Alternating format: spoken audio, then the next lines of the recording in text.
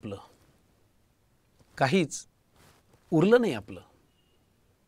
काय कविता सादर करण्यापूर्वी तुम्हाला सांगतो, आपण फार फुशारकीने सांगतो की अहो जग जवळ आलंय, जग माझ्या हातात आलंय, मोबाईलमध्ये आलंय. बरोबर आहे, पण साहेब नाण्याची दुसरी बाजू अशी आहे, जग हातात येता येता आपलं मन हाता एवढंच संकुचित झालंय. फार आपल्यापुरता आपण विचार करतो आता, खरं आहे की नाही?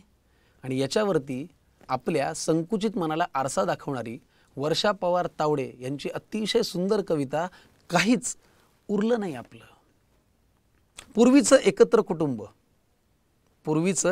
कुटुंब पाहता पाहता विभक्त झालं.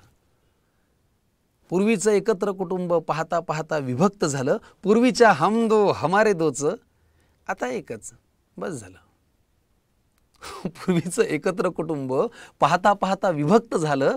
पूर्वीच्या हम दो हमारे दोचं आता एकच बस झालं. मग एकाचंही कोण करणार म्हणून मूलच नको झालं. एकाचंही कोण करणार म्हणून मूलच नको झालं. मग लग्न तरी कशाला हवंय म्हणून लिव्ह इन सुरू झालं. आता तेही नको म्हणून गाडी अजून पुढे गेली. आता तेही नको म्हणून एकटंच राहणं हवं झालं. मग माझ्यापुरतं मीच कुटुंब, कुठलंच बंधन नको झालं. मग याचा परिणाम काय की मी मिपलं, तू तुपलं. मी मिपलं, तू तुपलं. करता करता काहीच उरलं नाही की हो आपलं. काहीच उरलं नाही आपलं.